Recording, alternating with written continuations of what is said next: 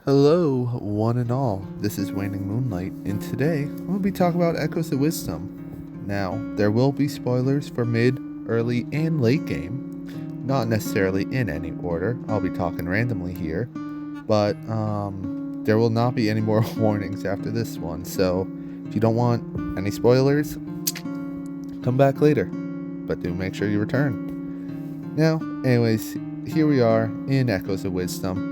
Game's been out for over a month, so I thought it would be a good enough time to post this. Now, I've played Zelda games since I've been like 10-ish, might be younger or so. My first one being The Wind Waker. And a lot of people love the 3D games of the Zelda series, but I myself have actually almost always preferred the 2D ones. Minish Cap, A Link Between Worlds, those were like some of my favorites. The only one of the 3D that I really liked was Majora's Mask and Wind Waker. But anyways, so after, years of Breath of the Wild, Tears of the Kingdom, I was actually thinking, no way they're returning to 2D. They're done with it. But here we are with this game, and it is great.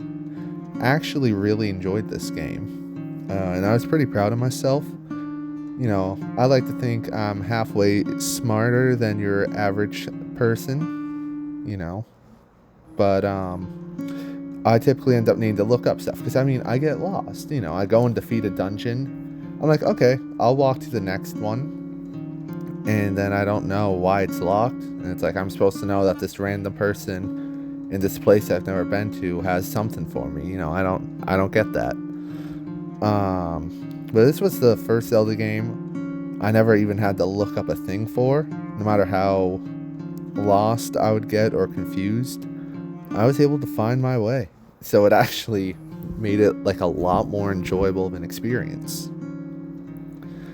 And then I think this game did a really good on having just a lot of stuff. Because, obviously the entire game is a brand new experience. No other Zelda game has been like this in general. And I feel like that really helped make it such a great experience.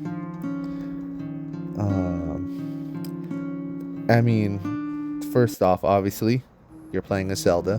Second of all, you get to use enemies. Like, that's awesome. Personally, as a Souls player, one of my favorites was the Iron Knuckle. Come on, it's a guy in armor with a giant weapon. That's wicked cool, Then I would end up using the Fire Wizrobes. Those were pretty good too. But anyways, the callbacks for this game, the Gorons, Zora, all that stuff was so nice to see. A nice new environment. This clip right here I do want to talk about. My own little summon guy killed me. I was actually so confused and so mad when that happened. But anyways, bosses too. We got stuff like this guy back from Ocarina of Time. That's awesome. We got some more later. And like I said, the bosses in this game actually were great. I like that I'm gonna be honest, I would kind of forget I could use the grab feature on bosses like 80% of the time too. You could grab something random and it'll help you. But either way, then it went to the story of this game. I like the I don't know what I would say, like secretive nature that has around the mid game and early game. You're just being told about this evil presence that's just absorbing the world. Like, that's kind of metal. You learn more and more as you go through. And once you're after the halfway point, you're told to find this thing called like the primal essence. That's not exactly what it was called. Once again, it's been like 3 weeks since I played. So, what it's actually called, it's out of my head. But anyways, you gotta go get that stuff, and what it is will shock you. I'll talk about when I get to it. I also did really love in this game, you could just straight up place a bed mid-boss fight. Just take a quick nap, you know? I mean, like, why do you need to, why do people need to fight when you can just take a nap and then everything's okay? But either way, we made it to, or I made it through, like, a lot of the game. This ice dungeon, I'll admit, had me stuck at this one part. There was, like, these vents, and I couldn't get through it. This was the hardest dungeon for me.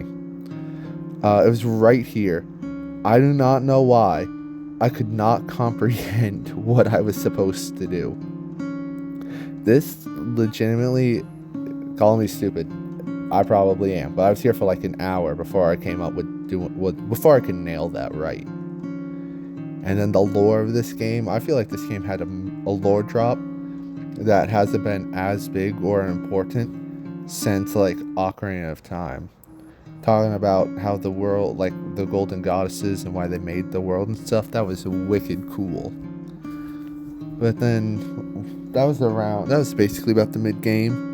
And then the end game here too was also just as cool. Like, I put all that stuff together. I was not expecting it to make a Triforce. And then we got my boy the Deku tree here. That was so cool. And then it was nice seeing all these artwork, all the Triforce stuff, because, you know, it's been a while since we've had the Triforce. I mean, the latest games being Tears of the Kingdom and Breath of the Wild, you know, non-remake games, we have not seen the Triforce in several years.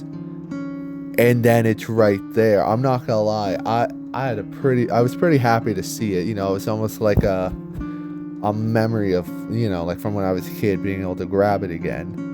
And we get to see what happens if someone with an impure heart gets it, how it breaks apart. I thought that was really cool to see, because seeing it have all that like dark energy around it, I was like, ooh, we're gonna get like an evil wish. I thought that was gonna be cool. I don't know. I will admit, I kind of forgot the Triforce would break apart. I was kind of a little too much in it, you know. And then, you know, we got to the final boss, had our structural Zelda fight, as you do, and then I was really surprised that we get that Link's gonna join us. We, in Tears of the Kingdom, had the sages with us for the final battle, but we've not had a tag team partner like Link before. And then this animation, like this whole little kind of cut scene for fighting the boss, I also thought was awesome. Just showing the extent of the Triforce of Power. And I was really happy. Like, for most of the game, I forgot you could grab bosses. Until this one, I finally started doing it. And I talked to my friend after he beat the game. He said he didn't know he could do it. And I'm assuming not grabbing it makes it so much harder. This section right here was kind of the toughest one. You had to like avoid all those whirlpools, and if you never grabbed like an aquatic thing, you would have been done.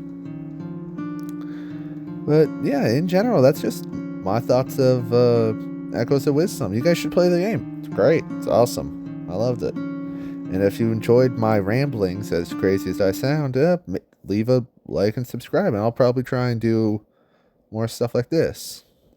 Anyways, have a great day, you all. And yeah.